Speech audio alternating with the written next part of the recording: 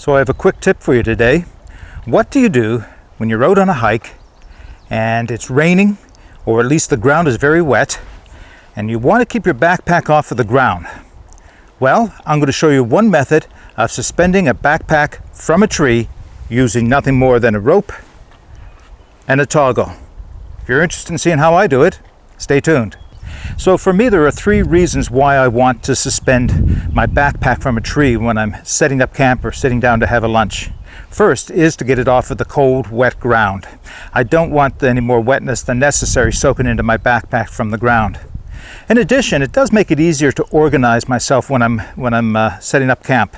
I can open the backpack and have it kind of fall forward and display all of its contents, and I can just take them out and put them back as I need them without having to reach down to the ground. The third one is a little bit less obvious, but it has helped out in the past. And that is, if I have the backpack up off the ground and I'm using something like this bright orange paracord, well, if you walk away from the camp and in the right woods, it's a little easier to get turned around. You might be going down to the lakeside or brookside to get some water. You might be looking for a little bit of firewood. You might be heeding the call of nature. But when you turn around, it sometimes can be difficult to see where it was you came from.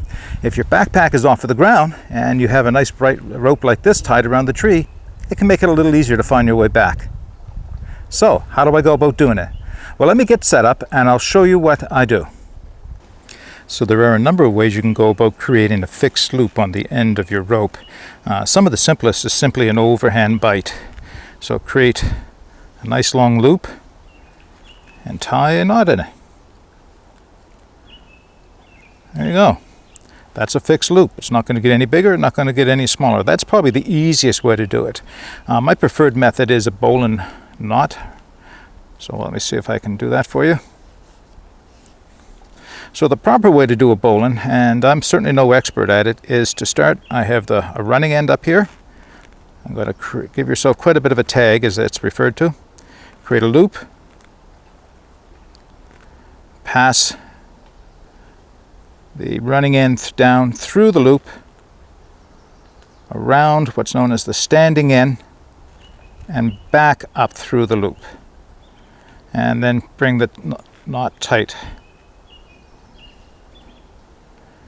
Didn't give myself a whole lot of slack there, but there we go. All right, so that is a proper bowline. Now I'm going to show you an easier way to create a bowline as well. Let me untie this one. One of the advantages of the bowline, of course, other than the fact that it won't slip any further and tighten up on it, is that it is relatively easy to take apart, because right here you just have to push down on that little shoulder and it loosens everything up. This one I find was easy for me to learn, and I think a lot of other people will find this one easy to learn too. If you create a simple slip knot that we've all done before, just a slip knot like that, one that if you pull disappears, create the slip knot, take that running end, pass it through the slip knot, and tighten the slip knot up on itself. Now I don't know if this is a true bowline. It's not quite the same as the one I tied before, but it works the same, and I can't see any reason not to use this. It has the same benefit of having that shoulder which you can push down to release. So there are three ways to create a fixed loop on the end of your rope. All of them are effective. None is necessarily better than the other. Personally, I like the one I just showed you because it's just the easiest and quickest to put together. So to attach the rope to the tree and the pack hanger, pass the fixed loop around the tree, pass the cord, the running end through the fixed loop, and wherever the join is, that's where your pack is going to hang. So decide where it's going to hang. Now here's the Marlin spike hitch. Make a loop, roll it up. I stick my finger here through just to hold a loop, take my toggle,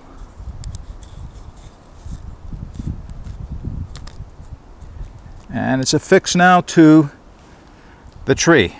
It did slide down on me a little bit. Let me put it back up a bit. Good. Fixed to the tree. Now my pack would be on my back. I'd lift it, support it against the tree, pass the toggle through the handle, and let it hang. And now the pack is hanging from the toggle off of the ground. Okay, so showing it from a different angle. Wrap the fixed loop around the tree, pass the running end through, decide how high you want it, make a loop, fold the loop up, hold the running end through, pass your toggle through.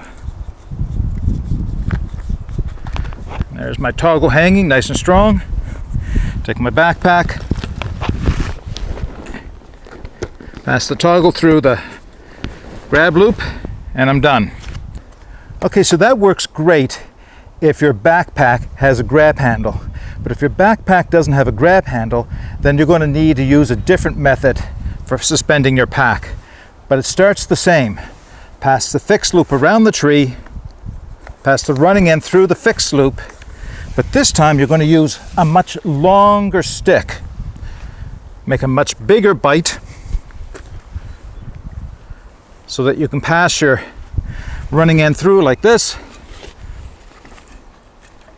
Take the longer stick, get it through to the middle, and again you have your Marlin spike hitch nice and strong.